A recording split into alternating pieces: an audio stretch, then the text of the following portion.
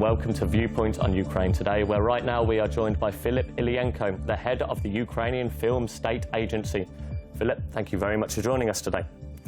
Hello. So shortly in the next few days you will be going to London, where there will be the Days of Ukrainian Cinema Festival. Can you tell us what you expect from London? Well, we expect that we will present our films to British audience.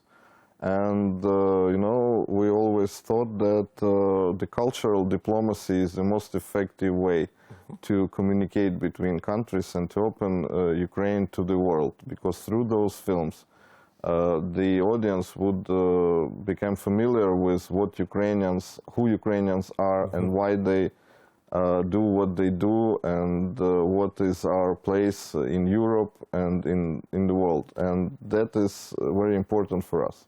So how do you expect people in Great Britain will respond to these films? Last year there was a film called The Tribe, which won awards in Cannes, London and Milan. So the films that you will be showing them, how do you expect the response to be?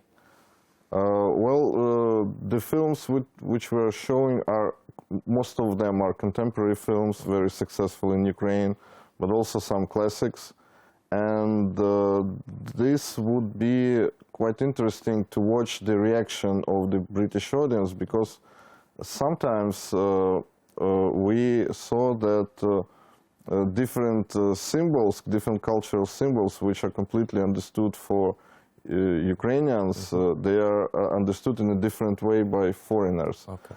And we constantly present our films abroad, outside of Ukraine. We did this year Ukrainian Film Days in Paris, in Berlin, in Budapest, in Israel, and in Tallinn. So in each audience has its own response, but generally it's a very positive response. So you find that people in Israel will receive the films differently to people, for example, in Hungary? A little bit, yes, especially in Israel, because now Ukraine and Israel are facing the same challenges, I would say, and we very much understand each other, and that is what unites us. So if we talk about the challenges which are facing Ukraine, I understand the budget for the Ukrainian Film Agency or film industry was cut quite dramatically by some 50% this year. So how has that affected your work? It was cut last year, and this year was a completely different situation. In this September, our budget was very seriously raised. We received additional finance, and we are now launching about 40 new titles of Ukrainian. 40 or 14? 40. 40, fantastic. Among which are different, of course, formats. There would be documentaries, there would be short animation films, there would be debuts.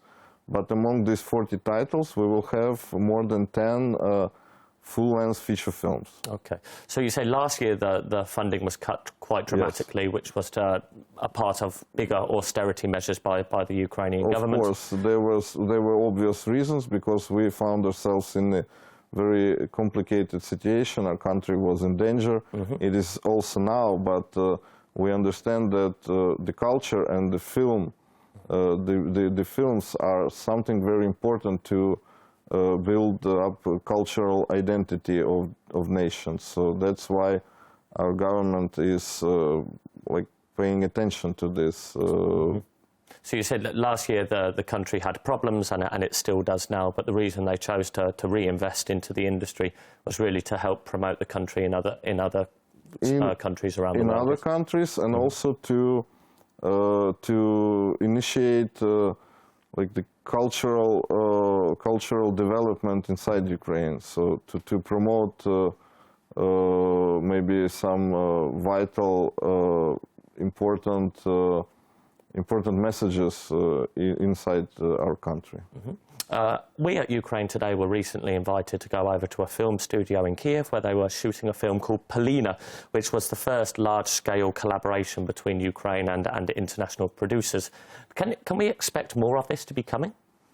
Well, Polina is not the first case of co-production, but of course it's a certain waypoint, because this is really a high-scale project, and there are very well-known filmmakers who take part from international side and Ukrainian side in this project. And what is more important, it's completely private initiative.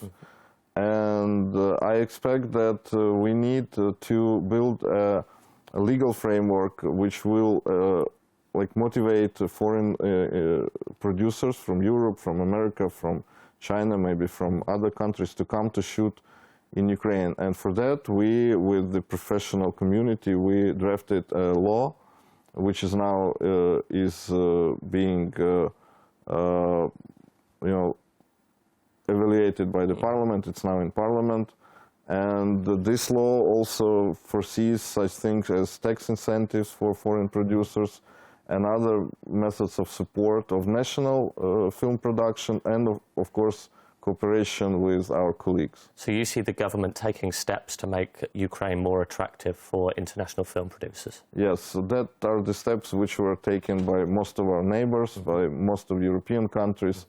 And we studied that experience. We communicate a lot with our colleagues. And we want to also to implement these regulations in Ukraine. Can I ask you about your relationship with the Ukrainian Oscar Committee?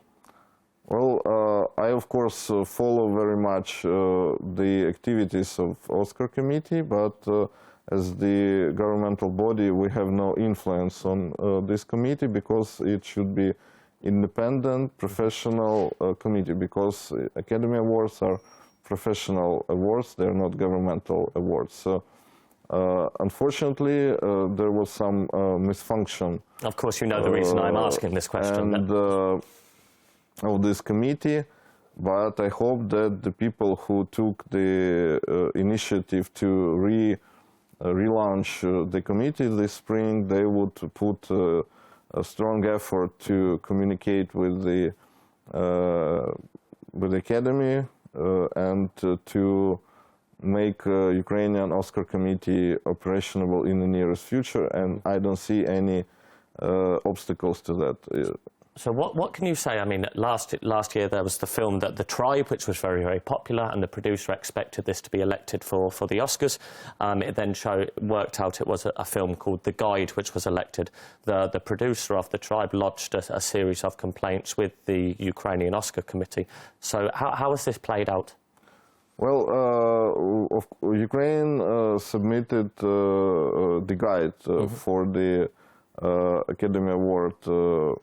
But what is important that it was maybe the first time in our not long in our new history when there were really a competition for this Oscar submission, and that is also a good news for us because we have really a bunch of. We had actually 3 films which were.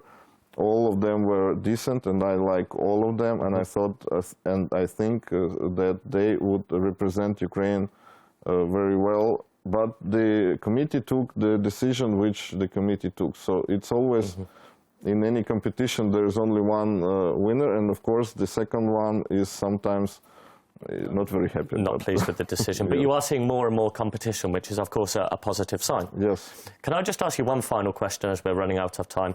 One film which has proved very popular both in Ukraine and in other countries is a documentary which documented the 93 days of Maidan called Winter on Fire. Now, we know this has been shortlisted in the top 15 to be put forward for an Oscar next year. Are you able to give us any inside information about what Ukraine's choices will be coming into the Oscars? Well, I really hope that this film will go further in the selection and would be at least nominated for the Academy Awards. And this is really also a product of international cooperation. But I'm proud that Ukrainian input in this project was great, not because only of topics and the characters of this film, but also actually the Ukrainian producers and filmmakers and freelancers and volunteers made most of the footage of this project, and they put a great effort in this, and I'm really happy that this is also a private initiative. And we are seeing the story of what happened here in Ukraine being yes, told. Yes, told and it is globally. very important for us also to tell the world why this happened and what we were perceiving when we all were on Maidan and changing our country. To really tell the story of Ukraine. Yes. Philip, that is all we have time for. Thank you for joining us today. Thank you. You have been watching Viewpoint on Ukraine today, where we have been joined by Ilyenko, the head of the Ukrainian State Film Agency. Thank you for watching.